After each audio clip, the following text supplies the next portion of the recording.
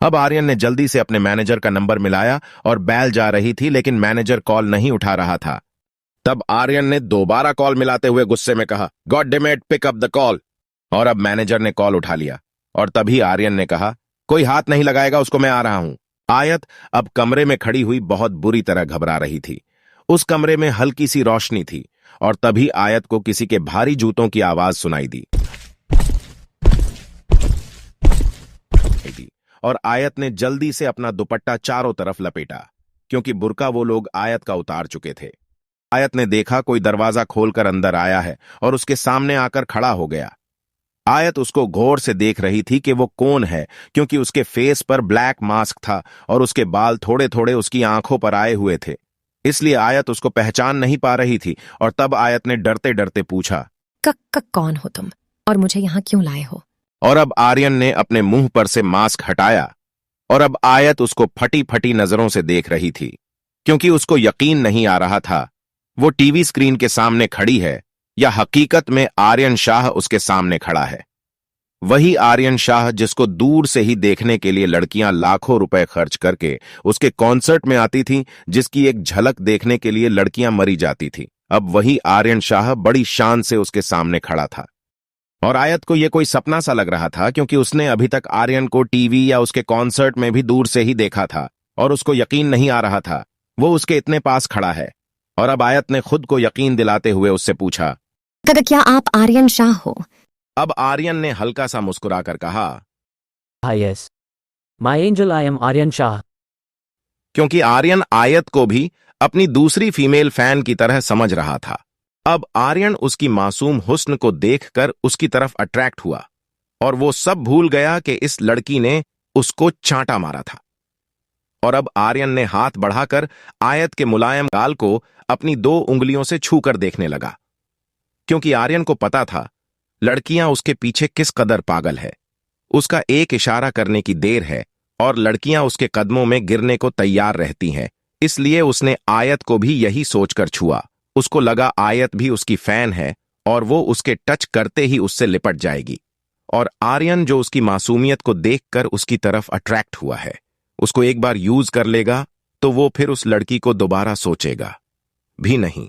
और अब आयत ने आर्यन शाह की आंखों से झलकती हवस को देखा और तभी आयत ने गुस्से में आर्यन का हाथ झटक दिया, क्योंकि वो कितना बड़ा भी रॉक स्टार सही, लेकिन आयत के लिए तो वो इस वक्त वो अपनी इज्जत का लुटेरा लग रहा था। और अब आयत ने गुस्से में कहा, दूर रहो मुझसे, मैं कोई ऐसी वैसी लड़की नहीं हूं। और अब आर्यन ने मुस्कुराकर कहा, प्रिंसेस, मुझे भी कोई ऐसी वैसी लड़कियां पसंद नहीं है, मुझे भी खास लड़कियां पसंद है और ये तुम अच्छी तरह जानती हो। मैं भी कोई आम आदमी नहीं हूं, मैं the rock star Aryan Shah हूं। ओके बेब, अब नखरे मत दिखाना बंद करो, मेरे पास आ जाओ, क्योंकि मैं जानता हूं तुम भी मेरी फीमेल फैन में से एक हो और मेरे पास आने के लिए मरी जा रही हो। बस ये नखरे दिखाकर खुद को खास दिखाना चाहती हो। और तुम्हें तो खुश होना चाहिए, आर्यन शाह तुम्हारे इतने करीब है जो तुम जैसी मामूली लड़की को छूकर तुम्हें खास बनाना चाहता है। अगर अपनी दोस्तों से भी जाकर कहोगी कि आर्यन शाह के साथ रात गुजार कर आई हो तो प्राउड फील करेंगी तुम पे। और तुम ये सोच रही हो वो यकीन कैसे करेंगी, तो मैं तुम्हारे साथ अपने फोटो क्लिक कर दे दूंगा, सोशल मीडिया पर डालोगी तो रातों रात स्टार बन जाओगी। आयत ने हैरान होकर इस मगरूर और बदतमीज इंसान को देखा, जो वाकई खूबसूरती की जीती जागती मिसाल था। अगर लड़कियां इसके लिए पागल थीं तो उनमें उनका कोई कसूर नहीं था, वो था भी चाहे जाने के काबिल। और ये बात भी 100% सच थी। अगर आयत की जगह आज कोई और लड़की होती तो आर्यन को अपने इतने करीब देखकर अपने होश गवा देती और उसके आगे बिछ जाती। खुद उसकी बहन अदा और उसकी दोस्त का भी यही हाल होता। और अगर वो अदा या अपनी दोस्तों से जाकर बताती कि उसने आर्यन शाह को इतने करीब से देखा है तो वो यकीनन उसका मजाक उड़ाती। वो आयत थी जिसको आर्यन शाह पहले भी पसंद नहीं था और अब तो वो उसको और बुरा लगने लगा। उसकी बातें आयत को गुस्सा दिला रही थीं। अब आयत ने कहा, औरतों की इज्जत के बारे में इतनी बड़ी बड़ी बातें करने वाला इंसान असल में कैसा है ये किसी को नहीं पता। अब आर्यन ने हंसते हुए कहा, स्वीट हार्ट, अगर इस तरह से लेक्चर नहीं दूंगा तो तुम जैसी लड़कियां कैसे पागल होंगी आर्यन शाह के पीछे। और अब आयत चिढ़ गई और कहा, मिस्टर आर्यन शाह, मैं उन लड़कियों में से नहीं हूं जो तुम्हारे पीछे पागल है, तुम्हारे लिए मरी जाती है।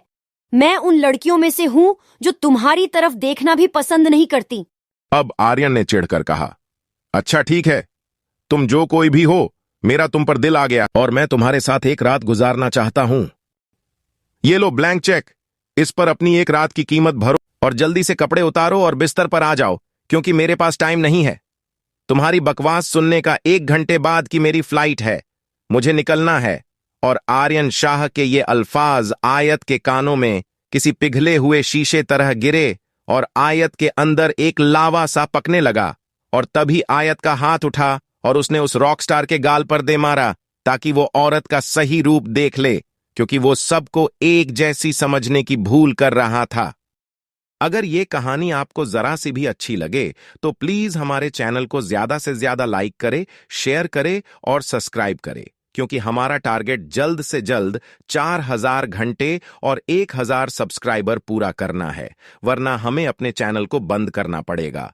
इसलिए अगर आप इस खूबसूरत नॉवेल को कंटिन्यू रखना चाहते हैं तो प्लीज हमें सपोर्ट करें। Thank you.